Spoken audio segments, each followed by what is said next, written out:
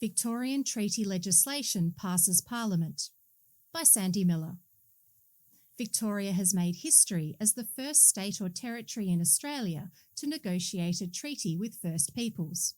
The deliberations on the landmark legislation began following a smoking ceremony and welcome to country on the steps of Parliament House from Warrandyte Diary elder and First Peoples Assembly member Uncle Andrew Gardner. Wrapped in a possum skin cloak, Uncle Andrew reminded the state's leaders that the land they gathered on was a traditional meeting place for his people long before Parliament was built in 1856. He said to Premier Jacinta Allen, "We entrust you to do the right thing by us." And she did. After 2 days of debate, the statewide treaty bill passed the upper house of Victoria's Parliament, passed without amendment by 21 votes to 16. The statewide treaty bill was supported by Labor, Greens, Animal Justice and Legalised Cannabis MPs in the upper house. The bill passed the lower house earlier in October. On behalf of the Assembly, co-chair and Wamba Wamba, Yorta Yorta, Jaja Warong and Jongjora woman, Nyara Murray, celebrated the passing of the treaty legislation through the upper house and thanked the representatives who voted in support. Both she and Minister for Treaty and First Peoples, Natalie Hutchins, hailed it a historic moment for Victoria. Today we've taken a major step forward in building a future that empowers and respects First Nations Victorians, said Ms. Hutchins. We will tell our children about today, and they will tell their children, passing down to future generations the story of how decades of Aboriginal resilience and activism led to Australia's first treaty, Ms. Murray said. A statement from the Premier says the landmark legislation paves the way for a new relationship between First Peoples and the Victorian Government, one built on respect, trust and integrity. The statewide treaty bill will be signed by the Victorian Government and First Peoples Assembly in coming weeks, when the Governor provides royal assent to the bill.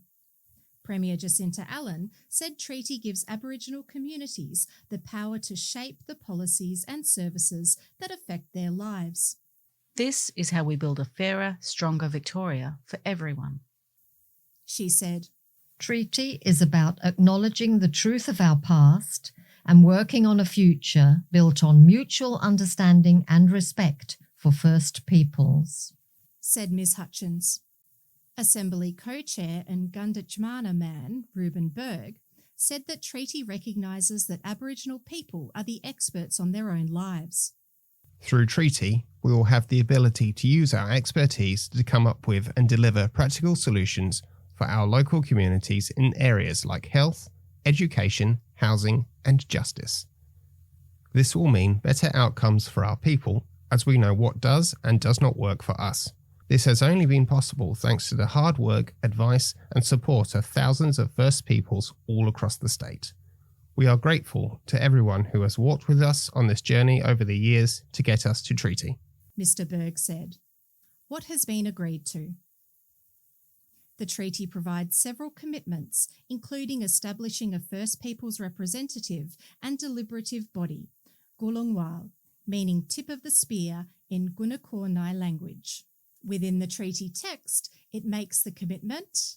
One of the main purposes of the Statewide Treaty Act is to establish Gulungwal, to exercise decision-making powers by representing First Peoples in Victoria and making decisions in relation to First Peoples in Victoria, to represent First Peoples in statewide treaty negotiations with the state, including undertaking ongoing statewide treaty negotiations, to provide for ongoing truth-telling and healing, to advise the Parliament and the state government in relation to matters that affect First Peoples, and to hold the state government to account in its relations to its commitments to and the impacts of its actions on First Peoples.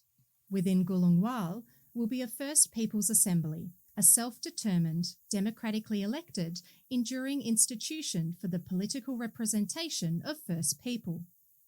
Gulungwal will also include a truth-telling body, to be known as Nyarna Yuruk Tarung Korna, meaning to sit, to listen, to hear, to remember in Nyarana language, and an accountability body known as Ningma Nyaya Nga Wara, Outcomes and Justice Commission, which means you will do in Wadi Wadi. These provisions will ensure the government upholds its commitments under the National Agreement on Closing the Gap. The treaty also has commitments to reshape the school curriculum to include truth-telling, a formal apology to First Peoples in Parliament, and greater use of traditional place names across Victoria. Victoria is now the first Australian state to adopt the 3 pillars of reform set out in the 2017 Uluru Statement from the Heart: Voice, Treaty and Truth. The treaty agreement will commence through a ceremonial exchange between the Victorian Government and First Peoples Assembly at a public event at Federation Square on Friday, December 12, 2025. Treaty marks the beginning of a new era, one where First Peoples' 60,000 years of knowledge and culture is respected and celebrated. It's an opportunity for all Victorians to acknowledge our shared history, heal and move forward together, said Ms Murray. The First Peoples sector is already preparing for the incoming treaty, with the Assembly organising a series of upcoming forums, bringing together frontline service providers, community experts and researchers to focus on achieving practical outcomes through treaty.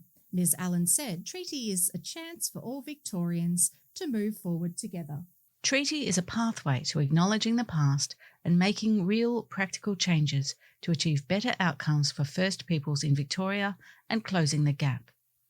In Victoria, we have been on a long and steady path to truth and treaty for nearly a decade. We have passed legislation twice, developed policies and made commitments across the government, she said. On October 14, the Coalition announced that if elected in 2026, it will scrap the treaty agreement with First Nations peoples within its first 100 days of government and replace it with First Nations Victoria to improve the lives of Indigenous Victorians.